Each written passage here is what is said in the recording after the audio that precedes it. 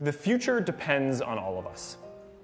And whether you like Facebook or not, I think we need to recognize what is at stake and come together to stand for voice and free expression at this critical moment. It's really great to be here at Georgetown with all of you today.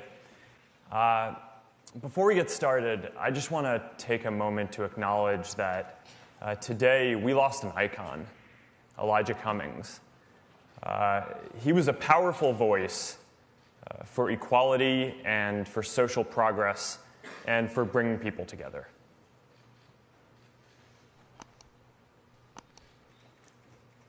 Back when I was in college, our country had just gone to war in Iraq.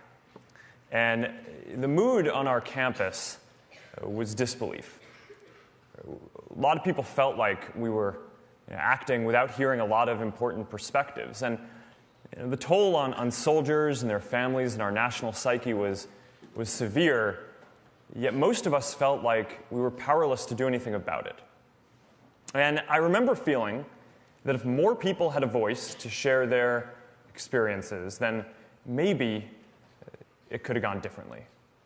And those early years shaped my belief that giving more people a voice gives power to the powerless and pushes society to get better over time.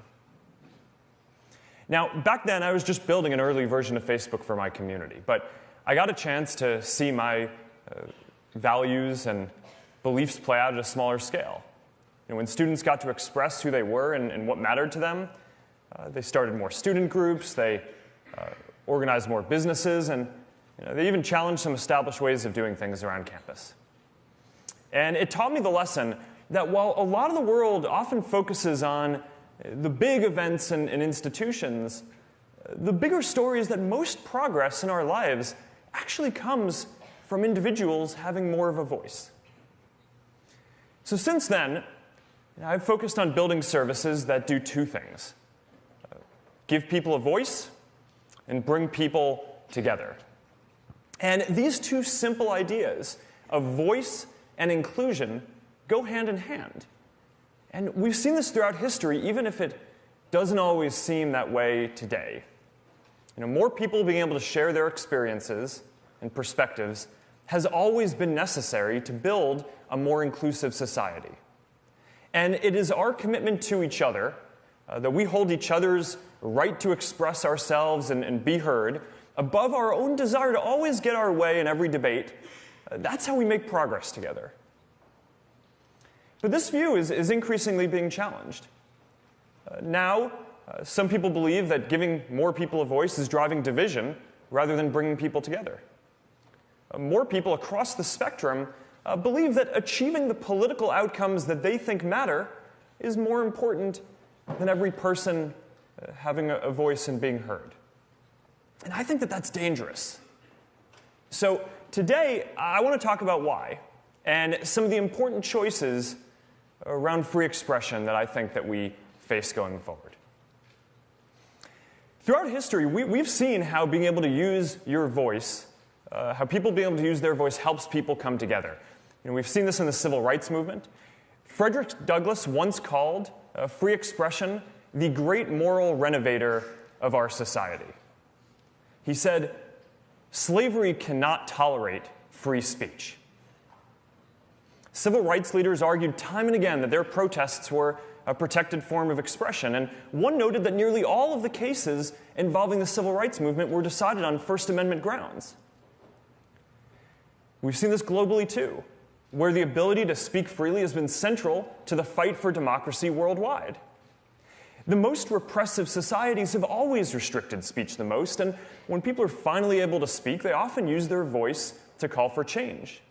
In this year alone, people have used their voices to end multiple long-running dictatorships in Northern Africa, and we're already starting to hear from people whose voices had been excluded just because they were women or because they believed in democracy. Now, our idea of free expression has become much broader over even the last 100 years. Many Americans know about the Enlightenment history and how we enshrined the First Amendment into our Constitution. but fewer know just how dramatically our cultural norms and legal protections have expanded, even in recent history. The first Supreme Court case to seriously consider free speech in the First Amendment was in 1919, Schenck versus the United States. And back then, the First Amendment only applied to the federal government, so states could, and often did, restrict your right to speak. Our ability to call out things that we felt were wrong also used to be a lot more restricted. Libel laws used to impose damages if you said something negative about someone, even if it was true.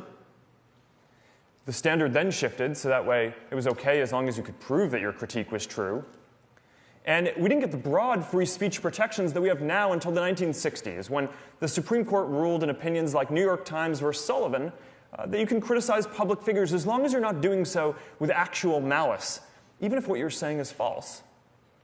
So we now have significantly broader power to call out things that we feel are unjust and share our own personal experiences.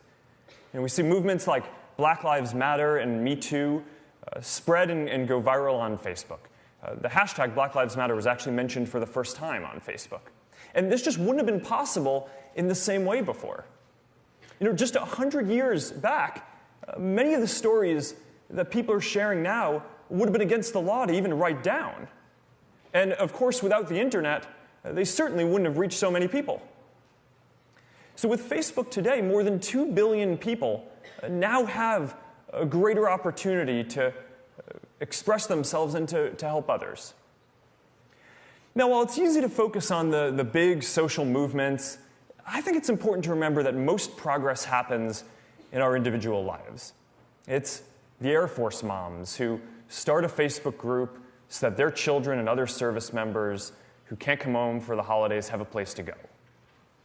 It's the church group that comes together after the hurricane to provide food and to volunteer to help rebuild.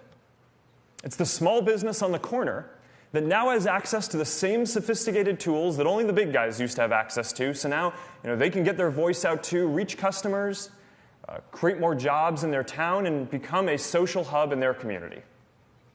Progress and social cohesion come from billions of stories like this happening all around the world. People having the power to express themselves at scale is a new kind of force in the world. It is a fifth estate alongside the other power structures in our society. And people no longer have to rely on traditional gatekeepers in politics or media to make their voices heard, and that has important consequences.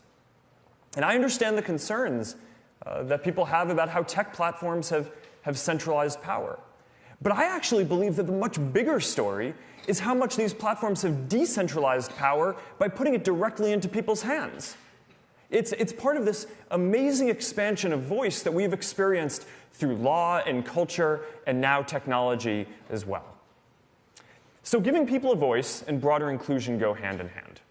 And the trend has certainly been towards us getting much greater voice over time. But there's also an important counter-trend, which is that in times of social tension, our impulse is often to pull back on free expression. Because we want the progress that comes from free expression, but we don't want the tension.